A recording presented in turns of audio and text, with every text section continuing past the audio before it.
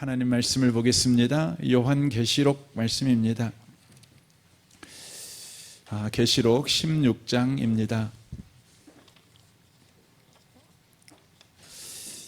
16장 17절에서 21절까지 말씀을 보겠습니다. 요한계시록 16장 17절에서 21절까지의 말씀입니다. 기록된 말씀을 보겠습니다. 천천히 우리 읽도록 하겠습니다. 특별히 요한계시록을 여러분과 제가 읽을 때 익숙하지 않은 단어들이 이렇게 많이 나오는 까닭에 여러분이 그 연필을 가지고 이렇게 그어가면서 읽어가시면 훨씬 이해가 더 좋지 않을까 생각이 됩니다.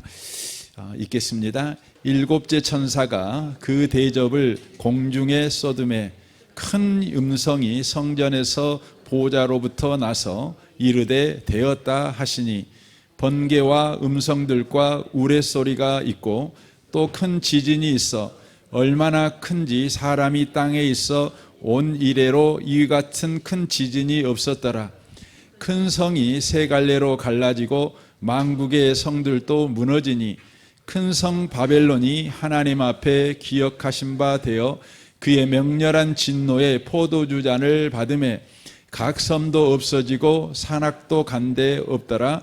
또 무게가 한 달란트나 되는 큰 우박이 하늘로부터 사람들에게 내림에 사람들이 그 우박의 재앙 때문에 하나님을 비방하니 그 재앙이 심히 크미러라. 아멘. 아멘.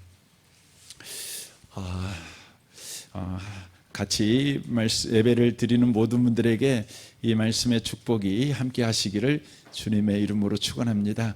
우리는 이 앞주에 6번째 천사가 그 대접을 큰 강 유브라데에 쏟은 것에 관한 말씀을 우리가 나눴습니다. 소위 아마겟돈 전쟁에 관해서 그 말씀을 나눴습니다.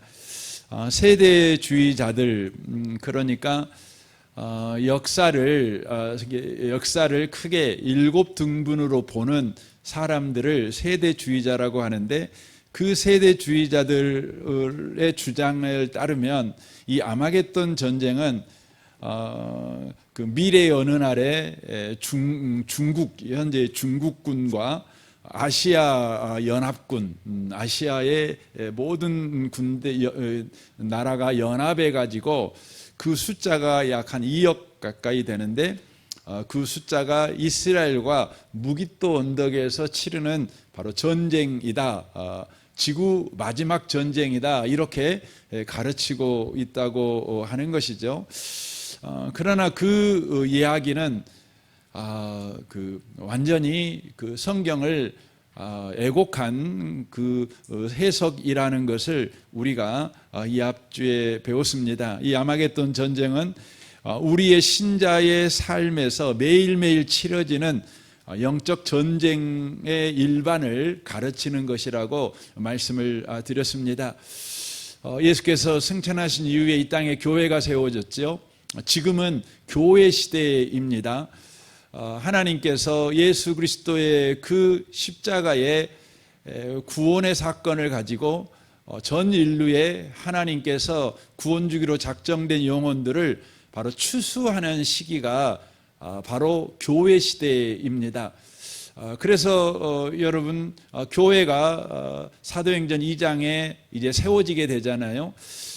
세워진 이후에 계속해서 하나님께서 이 교회를 통해 하신 일이 있는데, 하나님의 택한 백성을 예수 그리스도의 그 구원의 사건을 통해서 구원하는 일을 지금까지 계속해 오셨습니다. 그래서 여러분이 세계의 기독교 인구의 변화를, 그러니까 사도행전 2장에서부터 오늘날까지 기독교인 곧 예수 믿는 사람의 숫자가 어떻게 되었는가를 여러분이 이거 확인할 수 있는 도표를 보면 여러분이 아마 굉장히 흥미진진하게 볼 수가 있습니다. 제가 선교주일 때 언젠가 보여준 적이 있는데, 제가 언젠가 한번 또 그것을 보여주도록 하겠습니다. 처음 예수를 믿은 사람들은 이 사도행전 2장에서 보면 120명의 사람들 아니겠습니까? 120명의 사람들입니다. 근데 그 사람들로 시작해갖고 지금 2000년의 시간이 흘렀잖아요. 근데 그 2000년 동안 계속해서 기독교인의 숫자가 늘어납니다. 오늘날도 마찬가지입니다. 계속해서 믿는 자의 수가 이렇게 늘어나고 있는 것을 보게 되어집니다. 그걸 통해 우리가 확연하게 확인할 수 있는 것은 뭐냐면 바로 예수님께서 승천하시고 이 땅에 성령을 보내 교회를 세우시고 예수님의 재림하는 그날까지 바로 주께서 하시는 일이 뭐냐? 그러면 구원받는 자의 숫자를 더하시는 일을 지금 하고 계신다는 것입니다. 이게 추수의 때라고 하는 것이죠.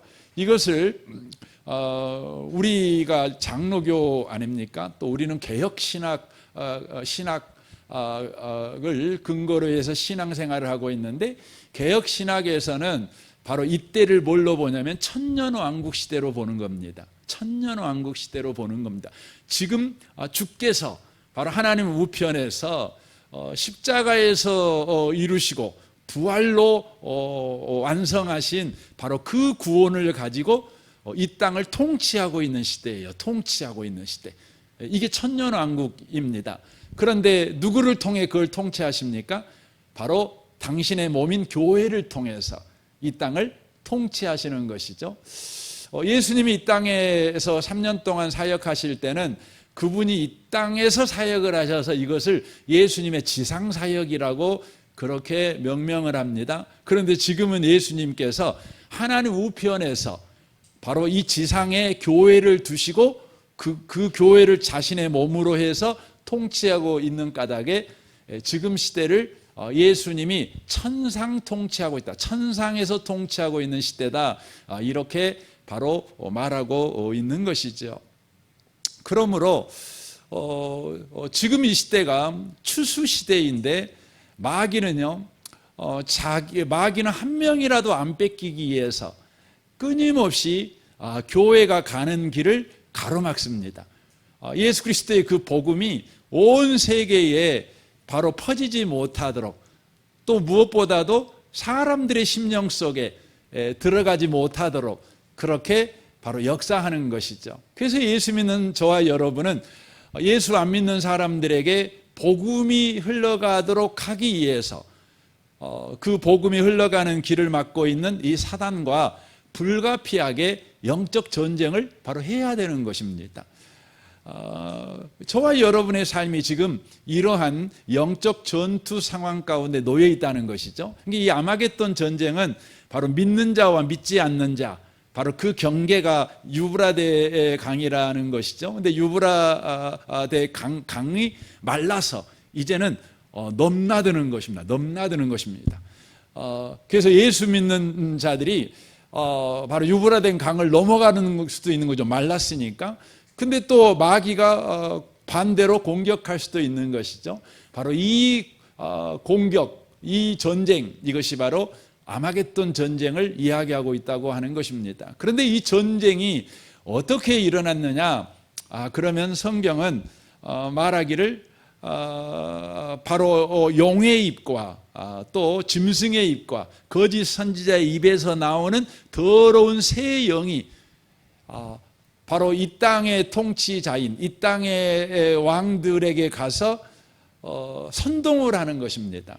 그래서 전쟁이 일어났다, 이렇게 성경이 바로 이야기하고 있는 것이죠. 이것은 곧 무엇을 의미하는 것입니까? 마지막 세대, 추수하는 이 시대에 성도들에게 매일매일 일어나는 전쟁은 어떤 전쟁이냐? 바로 말로 일어나는 전쟁이라는 것을 바로 이야기를 바로 해주고 있다고 하는 것이죠. 마귀가 끊임없이 거짓말과 선동적인 말과 파괴적인 말로 믿는 자들과 전쟁을 하는 것입니다. 믿는 자가 들고 있는 이 복음이 믿지 않는 자들의 심령 속에 들어가지 못하도록 계속해서 전쟁을 하는 것입니다. 여러분, 예수님이 오실 날이 가까우면 가까울수록 전쟁의 양상은 말로 인한 전쟁의 양상이 더 여러분 가일차게 증가한다는 것을 우리가 놓치시면 안 되는 것입니다. 그래서 여러분 그 반증으로 오늘날의 나라와 나라 사이의 전쟁도요, 계속해서 어떤 전쟁의 양상으로 변화되어지냐면 말의 전쟁의 양상으로 변화되고 있다는 걸 우리가 놓치시면 안 돼요. 옛날에는요, 전쟁에서 가장 중요한 게 뭐였냐면 무기가 얼마나 좋냐, 이게 가장 중요했죠. 물론 오늘날도 무기 갖고 궁극적으로는 싸움하죠. 하지만 여러분, 현대전은요, 말의 전쟁이라는 것을 우리가 보는 것이죠.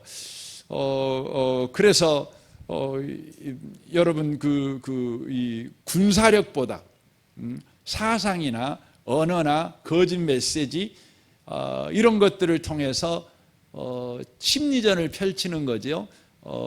또 거짓말을 퍼뜨리는 것이죠. 그래서 여러분이 당장 우크라이나하고 러시아하고 전쟁을 하면 우크라이나에서 나오는 말하고 러시아에서 나오는 말하고 완전히 달라요. 예, 서로 말 갖고 막 싸움하는 것입니다. 근데 그게 결국은 전쟁의 판도를 바꿔버립니다. 판도를 바꿔버립니다. 그래서 우크라이나는 전 세계를 향해서 끊임없이 메시지를 주잖아요. 메시지를 던집니다. 러시아도 계속해서 메시지를 던집니다. 근데 그 메시지가 진실이 거의 없죠.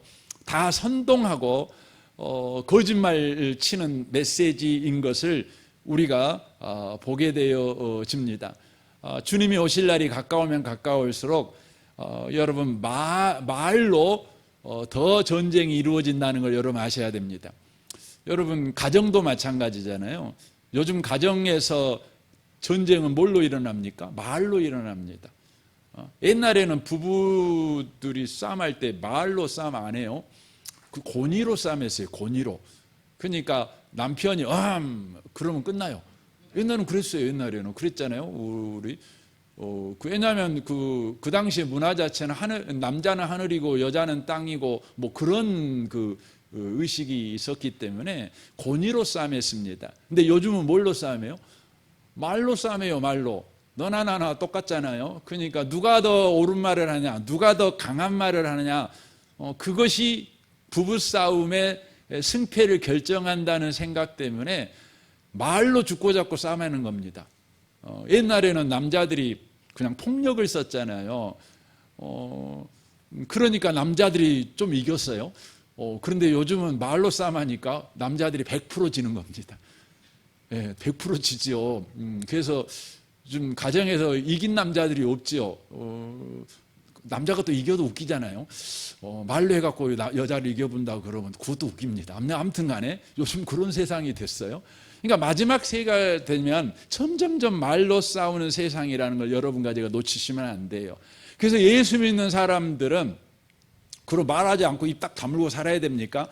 아니죠. 말로 마귀가 전쟁을 일으킬 때 예수 믿는 사람도 말로 승리해야 되죠. 그럼 예수 믿는 사람이 쓰는 말은 어떤 말일까요? 그건 진리의 말씀이죠. 은혜의 말씀이죠.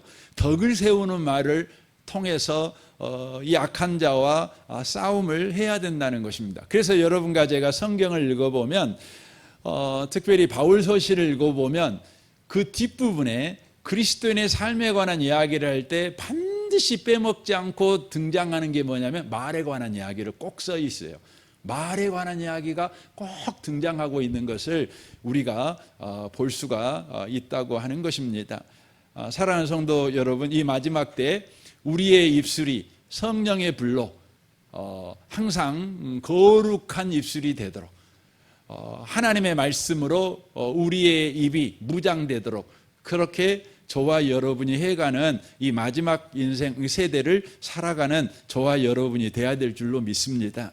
오늘은 마지막 7번째 재앙에 관한 이야기입니다. 다음 주 17장까지도 7째 재앙에 관한 이야기입니다. 17절을 좀 보겠습니다.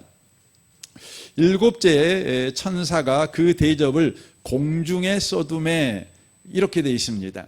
7째 천사가 그 대접을 어디에다 쏟아 부었습니까? 공중에다가 쏟아 부었습니다. 여섯 번째까지는 땅, 강, 해, 물, 짐승의 보좌 이런 구체적인 장소가 등장하는데 마지막 일곱 번째 대접은 어디에 쏟는다고 나오냐면 공중에다가 쏟는다 이렇게 나오고 있습니다. 여러분 공중이 뭘까요? 에베소 2장 2절을 보면 이렇게 돼 있죠. 그때 너희가 그 가운데서 행하여 이 세상 풍속을 따르고 공중의 권세 잡은 자를 따랐으니 라고 돼 있죠. 그게 공중의 권세 잡은 자가 나옵니다. 지금 곧 불순종의 아들들 가운데서 역사하는 영이라 라고 되어 있습니다. 그러니까 성경에서는 불순종의 아들들 가운데 역사하는 마귀가 붙들고 있는 세상, 모든 세상을 가르치는 단어가 뭐냐면 공중이라는 표현이라고 하는 것이죠. 그러니까 일곱째 대접이 공중에 쏟아졌다는 것은 마귀가 잡고 있는 악한 세상 전체가 멸망을 받는다, 이걸 예고하고 있는 것입니다. 그러니까 끝내버린다는 걸 이야기하고 있는 것이죠.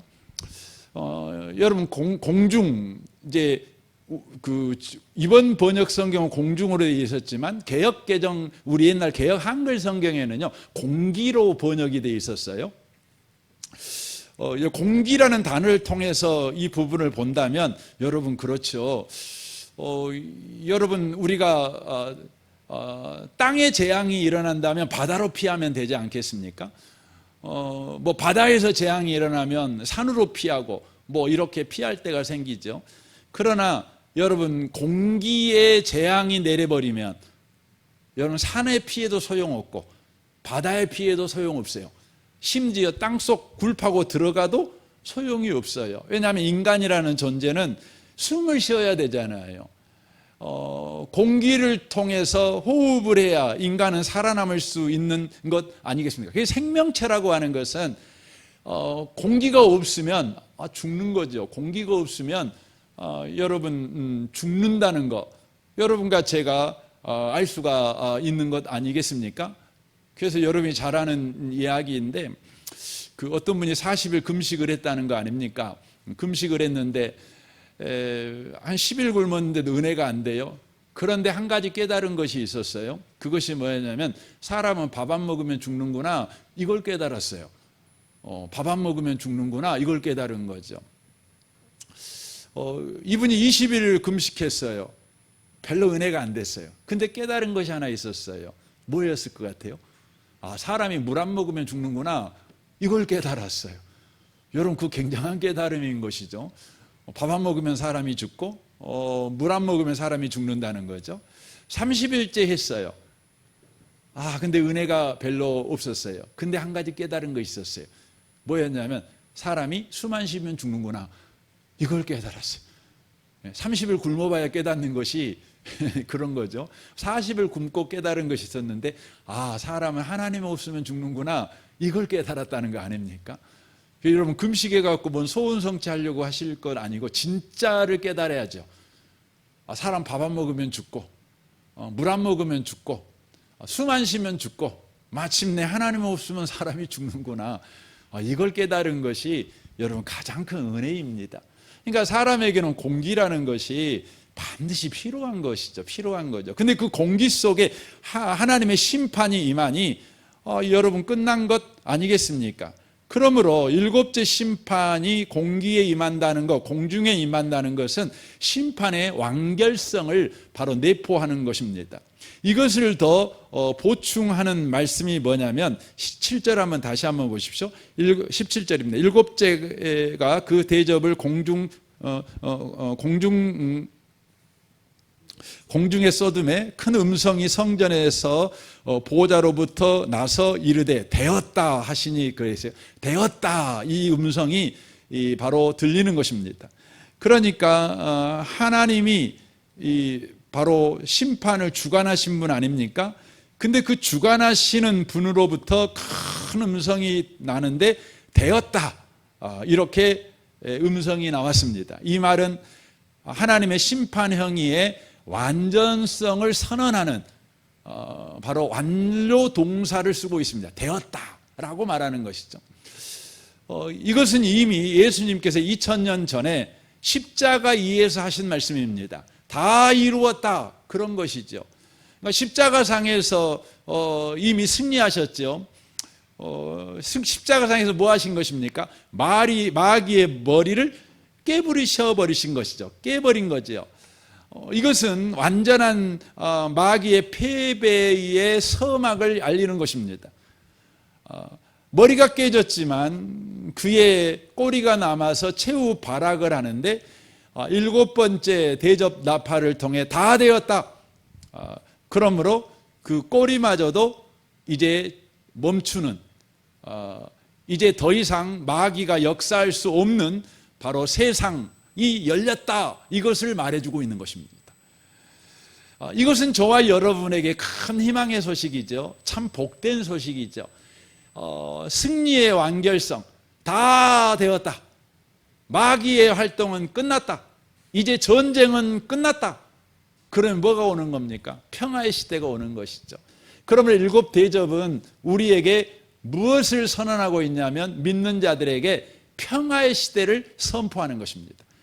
이제 승리의 바로 찬양, 승리의 창가를 부를 일만 우리에게 남았다. 이것을 우리에게 말해주고 있는 것입니다. 18절 계속해서 보십시오. 번개와 음성들과 우레소리가 있고 또 큰 지진이 있어 얼마나 큰지 사람이 땅에 있어 온 이래로 이같이 큰 지진이 없었더라라고 되어 있습니다.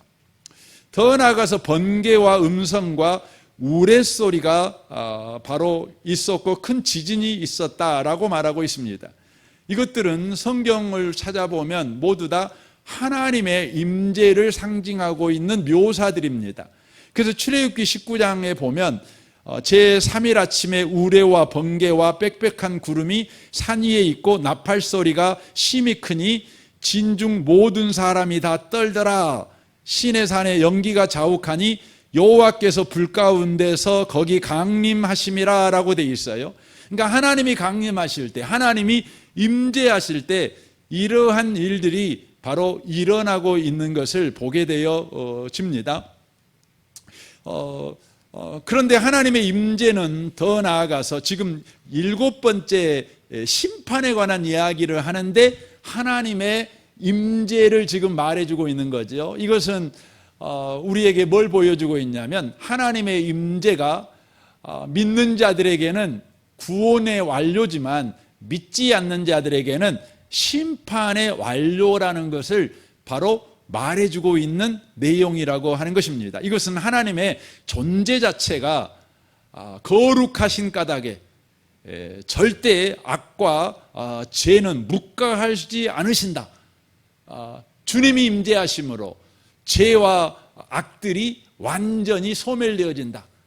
어두움에 빛이 임하면 빛이 완전히 소멸되어 버린 것처럼, 이것이 빛의 속성 아니겠습니까? 그런데 빛이신 하나님의 속성 자체가 어두움을 용납하지 않아요. 죄악을 용납하지 않지요. 그러므로 번개, 음성, 우레, 하나님의 임재가 있게 될 때 바로 악한 것들이 소멸되는 거죠. 그 현상을 뭐라고 표현하면 큰 지진이라고 표현을 하고 있습니다. 근데 그 지진이 바로 땅에 있어 온 이래로 이같이 큰 지진이 없었더라. 그러니까 유사 이래로 이런 큰 지진이 없었다는 부연 설명이 나오고 있는 것을 바로 보게 되어집니다. 이것은 어떤 의미일까요? 요즘 지진이 나면 어쩌죠? 흔들리죠. 다 흔들리죠. 그런데 흔들리는 것들은 지진이 적당히 나면 이내 지진이 멈추면 그것도 흔들리는 것도 멈추겠지만, 유사 이래로 없었던 지진, 이 말의 표현은 뭐냐면 흔들리는 것들은 반드시 바로 없애버리는 지진이라는 의미예요. 그러니까 흔들리는 것들은 반드시 심판해 버리는 지진이 일어난 거예요. 하나님의 임재를 통해 바로 7번째 대접 심판이 임하게 될 때 바로 그런 일이 일어나게 된 것이죠. 그래서 학개서 2장 6절에 이렇게 말씀합니다. 나 만군의 여호와가 말하노라. 조금 있으면 내가 하늘과 땅과 바다와 육지를 진동시킬 것이요 또 만국을 진동시킬 것이며 라고 말하고 있습니다. 그러니까 이 세상, 하늘, 땅, 바다, 육지 다 하나님이 진동을 시킨대요. 진동을 시켜버린대요. 흔들어 버린대요. 그럼 어떻게 되는 겁니까? 히브리서 12장 26절을 보면 이렇게 돼. 히브리서 12장 26절입니다. 그때에는 그 소리가 땅을 진동하였거니와 이제는 약속하여 가라사대 내가 또 한 번 땅만 아니라 하늘도 진동하리라 하셨느니라. 이 또 한 번이라 하시면 진동치 아니하는 것을 영존케 하기 위하여 진동할 것들 곧 만든 것들의 변동될 것을 나타내심이라 라고 되어 있습니다. 그러니까 최후 심판이 이것이죠.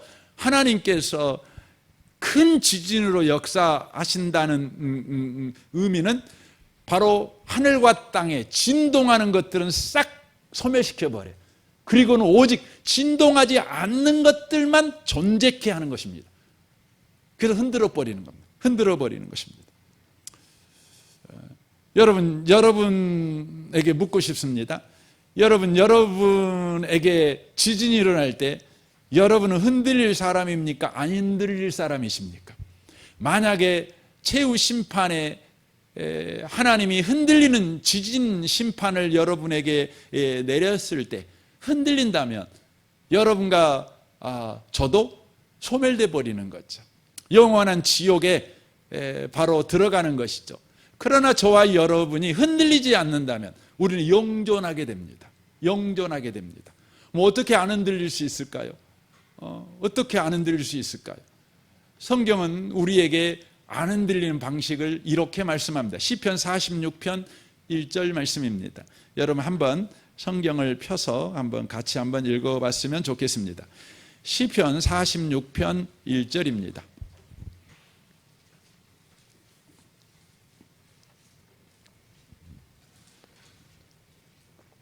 46편 1절입니다.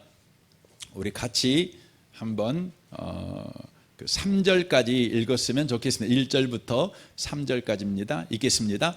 하나님은 우리의 피난처시요 힘이시니 환난 중에 만날 큰 도움이시라. 그러므로 땅이 변하든지 산이 흔들려 바다 가운데 빠지든지 바닷물이 흉흉하고 뒤놀든지 그것이 넘침으로 산이 요동할지라도 우리는 두려워 아니하리로다 라고 되어 있습니다. 여러분 하나님이 흔들리는 것들은 다 흔들려 소멸되게 만드는 이 대심판에도 안 흔들리는 방식이 있대요. 그것은 여러분과 제가 두 다리에 힘이 세면 안 흔들리는 게 아니에요. 오직 주님이 피난처가 되신 분, 바로 그 사람만 안 흔들린다 이렇게 말씀합니다. 여러분에게 주님은 피난처이십니까? 여러분은 어려운 일 당하면 주여 하시는 분들이십니까? 아멘해 주시기 바랍니다. 예, 여러분이 힘들고 어려운 일 만나면 여러분은요 기꺼이 주님, 주여 이렇게 하시는 분들이라면 여러분은 주님이 피난처이신 분들이십니다. 여러분은 세상이 다 흔들려도 여러분은 안 흔들 것입니다. 한번 확인해 보시면 좋겠어요. 그래서 주님은 네가 흔들릴 사람인지 안 흔들릴 사람인지 늘 확인하고 살아가. 이것을 하나님께서 해주시기 위해서 저와 여러분의 인생에 나를 흔드는 일을 꼭 주십니다. 흔드는 일을 주셔요. 우리가 흔들리는 일을 주셔요. 감정도 흔들리고 우리의 가정도 흔들리고 우리의 용감함도 흔들리고 심지어 우리의 믿음도 흔들리고 우리의 소망도 흔들리는 일을 줍니다. 이렇게 주십니다. 그때 저와 여러분은 궁극적으로 주님께 매달린다면 저와 여러분은요 결코 흔들릴 수 없는 자입니다.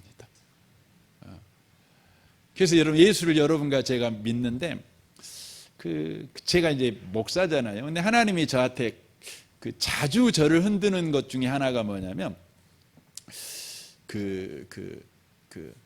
이제 저는 이제 저도 모르게 이제 목사가 하는 일은 대부분 하나님과 관련된 일, 제가 뭐 부자 되려고 뭐 일하지는 않지 않겠습니까?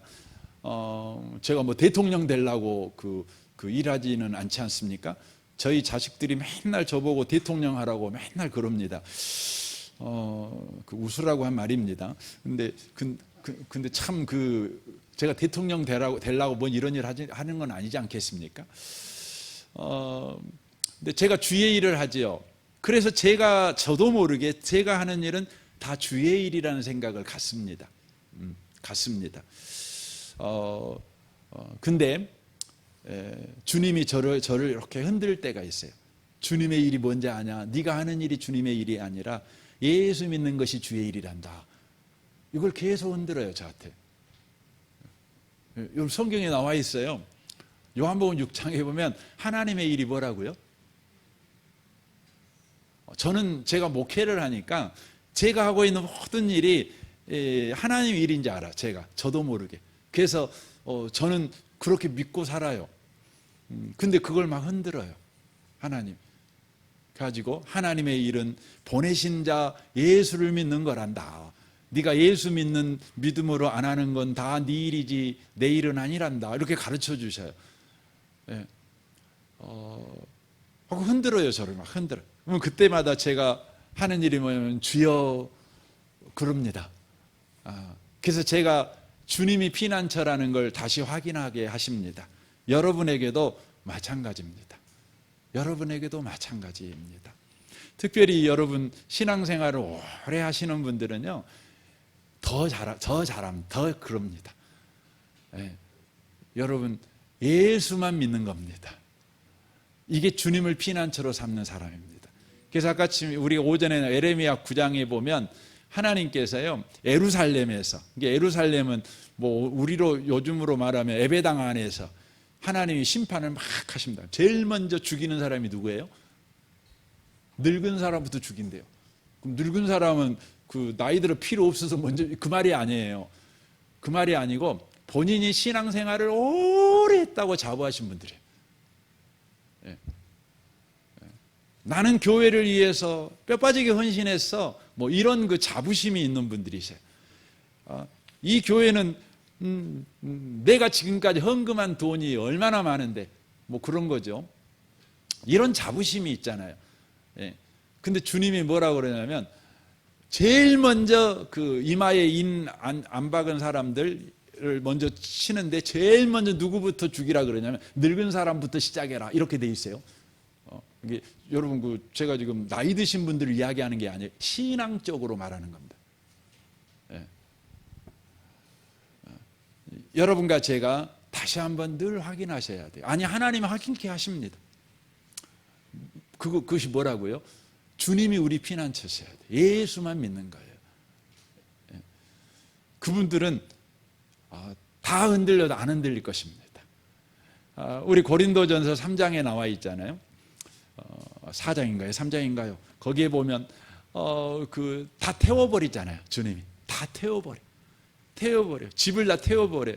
근데 어떤 집은요 나무로 지은 집도 있고, 어떤 집은 은으로 지은 집도 있고, 어떤 집은 금으로 지은 집도 있어요. 근데 성경에 보면 그 집들은 다 어떻게 된다고요? 다 타버려요.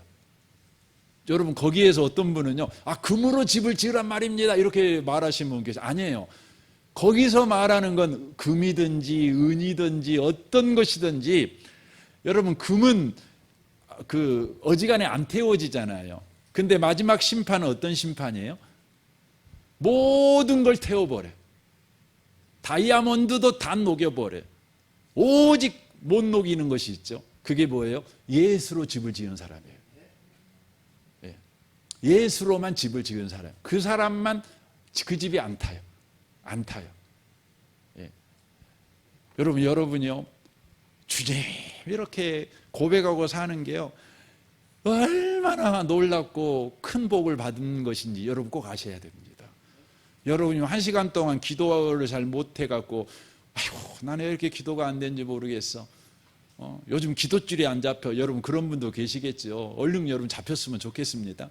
그러나 여러분이 기도줄 잡힌 것보다 더 큰 복을 이미 받았어요. 그게 뭐예요? 1초밖에 그렇게 못하네 주여. 이렇게 하고 계시는 분은요, 여러분 7째 대접재판 재앙이 임할 때도 안 흔들려요. 옆에 계신 분한테 말 좀 해주시면 좋겠어요. 제가 표현할 방법이 없어가지고 이 말이 금방 생각났어요. 기똥찬 복을 받으셨습니다 하고 이야기 좀 해주시면 좋겠습니다. 예. 네. 19절 보겠습니다. 큰 성이 세 갈래로 갈라지고 만국의 성들도 무너지니 큰 성 바벨론이 하나님 앞에 기억하신 바 되어 그의 맹렬한 진노의 포도주 잔을 받음에 각 섬도 없어지고 산악도 간데 없더라, 이렇게 돼 있어요. 여기에 보면 이제 그 큰 성이 나오고 만국의 성이 나오고 큰 성 바벨론이 나옵니다. 근데 이것들이 다 어떻게 된다고요? 맹렬한 진노의 포도잔으로 잔을 받는다. 그러니까 최후 심판을 받는다, 이렇게 되어 있다고 하는 거죠. 여러분, 큰 성과 만국의 성과 큰 성 바벨론은 내용적으로 보면 똑같은 것을 이야기를 하는 것입니다. 굳이 나눠서 잠깐 살펴보면, 먼저 큰 성을 살펴보면 계시록 11장 8절에 이렇게 돼 있어요. 저희 시체가 큰 성길에 있으리니 그 성은 영적으로 하면 소돔이라고도 하고 애굽이라고도 하니 곧 저희 주께서 십자가에 못 박히신 곳이니라라고 돼 있습니다. 그러니까 큰 성이 어디냐? 영적으로 소돔이라고 하고 애굽이라고도 한 곳이죠. 여러분, 소돔은 뭡니까? 타락한 도시의 대표적인 상징 아닙니까? 애굽은 하나님의 백성을 노예 삼아서 핍박했던 곳이 아니겠습니까? 그러므로 큰 성은 어떤 곳입니까? 바로 타락한 세상, 믿는 자들을 박해하는 세상, 이걸 말하는 것입니다. 궁극적으로 우리 주님께서 십자가에 못 박히신 곳, 예수를 십자가에 죽여버린 곳, 여러분 지금 세상이 어떤 세상이에요? 예수를 십자가에 못 박아 죽여버린 세상이라는 걸 우리가 놓치시면 안 돼요. 놓치시면 안 돼요. 우리는 이런 세상에 살고 있으니까 예수 믿는 사람들이 여러분 세상에게 실어버림을 당하는 것이 당연하다는 것입니다. 그래서 큰 성이라는 것은 바로 이 세상, 바로 세상만 추구하고 믿는 자들을 박해하는 세상, 이게 큰 성이라는 것이죠. 그러면 큰 성 바벨론이 뭡니까? 성경에서 바벨론이라는 이것이 가장 먼저 나오는 게 바벨탑에서 나오죠. 바벨이라는 뜻은 혼란이라는 뜻 아닙니까? 그리고 더 나아가서 바벨론이 나오지 않습니까? 이 바벨론은 하나님의 백성들을 애굽처럼 노예로 삼아서 종처럼 부렸던, 핍박했던 땅이라는 걸 알 수 있죠. 그래서 앞에 큰 성과 큰 성 바벨론은 바로 똑같은 의미, 바로 이 타락한 세상을 바로 보여주고 있다고 하는 것이죠. 만국의 성도 마찬가지입니다. 계시록 17장 15절에 보면 또 천사가 내게 말하되 내가 본 바 음녀가 앉아있는 물은 백성과 무리와 열국과 방언들이라. 내가 본 바 이 열불과 짐승은 음녀를 미워하여 망하게 하고 벌거벗게 하고 그의 살을 먹고 불로 아주 사르리라. 이는 하나님이 자기 뜻대로 할 마음을 그들에게 주사 한 뜻을 이루게 하시고 그들의 나라를 그 짐승에게 주게 하시되 하나님의 말씀이 응할 때까지 하심이라 라고 말씀하고 있죠. 그러니까 여기에 만국 앞에 그 15절에 그렇게 돼 있지 않습니까? 거기 보면 앉아있는 물은 백성과 무리와 열국과 방언들이라. 그러니까 만국인 것을 말씀하고 있는데 그것들은 음녀 바벨론이 앉아있는 곳이라고 말씀을 하고 있습니다. 그러므로 이것들도 또한 무엇을 말씀하고 있냐면 세상, 예수를 믿지 않고 세상을 추구하고 세상을 앙망하고 세상에서 자기성을 쌓고 살아가기를 소원하는 이 세상을 지칭하고 있다고 하는 것이죠. 바로 큰 성 바벨론 망국, 이것들은 바로 그것을 이야기하고 있는데, 그것들이 어떻게 된다고 말합니까? 바로 그것들이 최후 심판을 받는 것이 7번째 대접 재앙이다, 이렇게 말씀하고 있습니다. 그것들이 어떻게 망하냐면 21절에 보면 이렇게 되어 있어요. 또 무게가 1달란트 되는 큰 우박이 하늘로부터 사람에게 내림에 사람들이 그 우박 재앙 때문에 하나님을 비방하니 그 재앙이 심히 크미러라 라고 되어 있습니다. 그러니까 이 세상을 하나님이 심판하셔요. 근데 심판하는 방식이 뭐냐면 큰 우박을 하늘에서 내린다는데, 우박이 얼마나 크든지 1달란트 되는 우박이 내려왔대요. 여러분, 1달란트가 되는 우박은 킬로그램으로 바꾸면 60kg 정도 됩니다. 60kg. 우리가 그 근으로 따지면 100근이죠. 100근.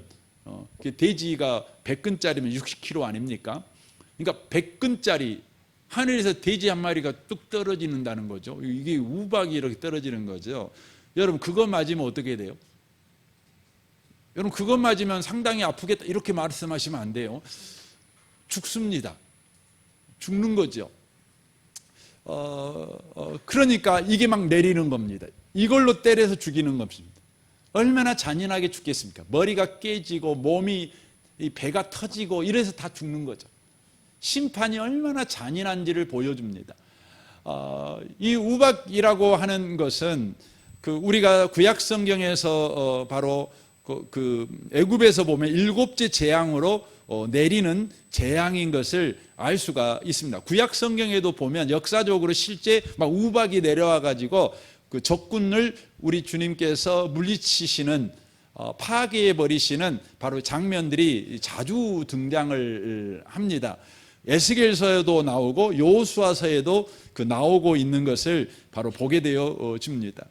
이것이 오늘날 무엇이냐 이렇게 여러분과 제가 질문하면 성경은 이것이 무엇이다라고 정확하게 말씀을 해주시는 건 아닙니다. 하지만 분명한 것은 바로 이것은 저와 이 세상에 바로 잔인하게 폭력적으로 사람들이 바로 죽어간다는 걸 이야기를 하고 있는 거죠. 그런데 여기 성경을 보면 이런 일이 일어나는데 사람들이요 회개를 안 해요. 회개를 안 하고 도리어 뭐 하냐면 하나님을 비방해요. 그러니까 요즘같이 자연재해가 막 이렇게 일어나잖아요.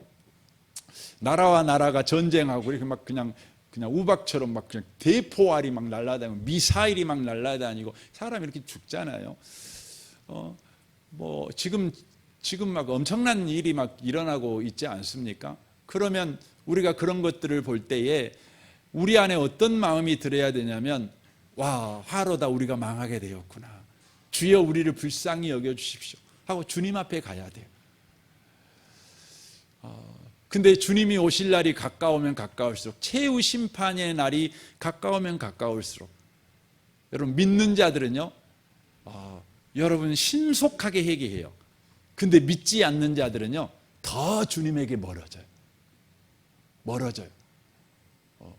그러니까 여러분의 심령이 굳은 자가 되지 않도록 꼭 기도하셔야 돼요. 그러니까 마지막 때가 되면 여러분 은혜 받은 사람들은 굉장히 빨리 회개해요. 내일로 미루지 않아요. 근데 안 믿는 사람들은 어떻게 되면 고집이 세가지고 회개를 안 해요. 도리어 비방합니다. 그래서 내가 하나님 안 믿지. 뭐 하나님이 있어? 그러는 겁니다. 그래서 지금 여러분 세상을 한번 봐보세요. 세상을 보시면 하나님 이렇게 세상이 시끄럽고 더 난리치고 하나님의 은혜가 필요하다는 것이 명확한 세상이 돼가고 있음에도 불구하고 사람들은 한결같이 뭐라고 말하냐면 이런 거 봐봐, 하나님 없어. 하나님 없어. 우리끼리 어떻게 방법을 찾아보자. 우리끼리 머리를 맞대보자. 우리가 새로운 방식을 찾아내보자. 이렇게만 하고 있는 것이죠. 이게 여러분 인간의 비극이에요. 비극이에요. 사랑하는 성도 여러분, 여러분과 제가 예수를 믿고 있다는 것, 또 무슨 일이 생기기만 하면 주님 앞에 엎드리는 자가 된다는 것, 또 무슨 일이 생기기만 하면 주님을 바라보면서 은혜를 구하는 자가 되고 있다는 것, 이런 것들이 다 무엇을 이야기하고 있는 것입니까? 너에게는 일곱째 이 큰 대접 심판, 마지막 완결된 심판에서 너희들은 피해갈 뿐만 아니라 도리어 너희들에게는 구원의 완성이 되는 사건이 될 거야. 너희들에게는 희소식이 될 거야. 축제의 날이 될 거야. 이 소식이 너희들에게는 복음이야. 이렇게 지금 말씀하고 있는 것입니다. 그러므로 사랑하는 성도 여러분, 뉴스를 보고 세상이 어지럽다는 소리를 들을 때마다 주의 이름을 부르고 있는 저와 여러분은 그 소식이요, 기쁜 소식으로 꼭 들렸으면 좋겠습니다. 복음의 소식으로 들렸으면 좋겠습니다. 구원이 완료된다. 새하늘과 새 땅이 온다. 우리 주님 곧 재림하신다. 이 복음의 소식으로 듣고 계속해서 담대하게, 두려움으로 여러분의 인생을 허비하지 말고 담대하게 여러분의 인생 그리스도인으로 해야 될 일을 하면서 여러분 살아갈 줄 아는 저와 여러분 되시기를 주님의 이름으로 축원합니다. 아멘. 우리 같이 기도하겠습니다.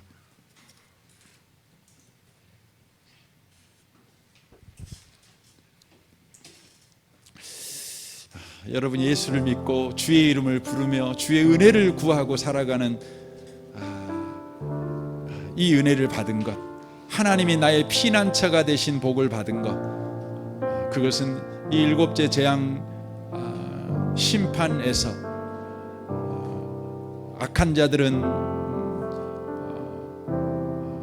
심판받지만 믿는 자들에게는 이것이 환희의 창가의 소리라는 것. 그러므로 세상이 더욱 힘들다는 소식이 들을 때마다 주여 우리 귀가 복음의 소리로 듣게 하여 주옵소서. 기쁜 소리로 듣게 하여 주옵소서. 희망의 소리로 듣는 귀가 열리게 하여 주옵소서. 그래서 이 세상의 어려움을 보면서 우리가 위축되고 두려워서 우리가 해야 될 일을 멈춰버린 자 되지 않게 하옵소서. 부모로서 또 직장인으로서 매일매일 해야 될 일을 여전하게 믿음으로 해내는 자, 담대하게 그 일 가운데 있는 우리의 삶이 되게 하옵소서. 우리 같이 이 시간 한번 기도했으면 좋겠습니다. 기도하겠습니다. 오 하나님 아버지, 감사합니다. 우리를 예수 믿는 자가 되게 하셔서 감사합니다. 일곱째 대접 심판을 통해서 그 심판의 무서움과 그 심판을 피해갈 수 없다는 것에 대해서 우리가 보게 됩니다.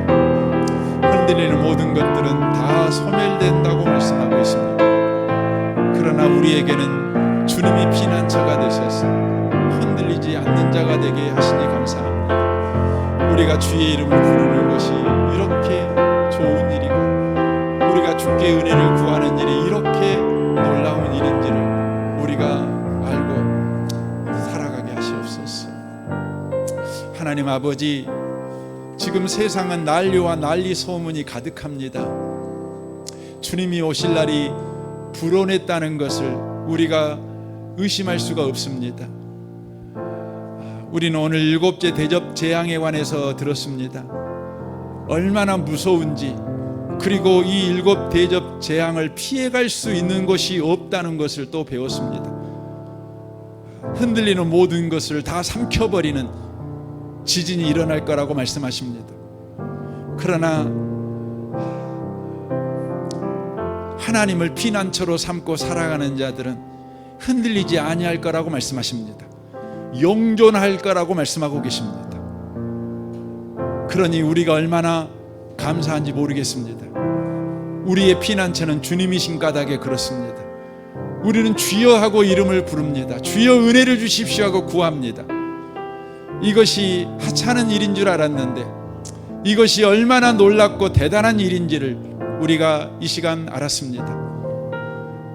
그러므로 우리가 주의 이름을 부르고 살아가고 있사오니 세상에 난리와 난리의 소문이 들릴지라도 그것은 우리에게 임한 재앙이 아니라 도리어 우리에게 임할 복이며 또 하나님 나라가 속히 임한다는 기쁜 소식인 줄 믿습니다. 그러므로 재앙에 흔들리지 아니하고 우리에게 주어진 삶을 여전하게 살아내는 우리가 되게 해 주옵소서. 가정에서 각각 맡은 역할을, 또 직장에서 역할을 해내는 우리가 되게 하옵소서.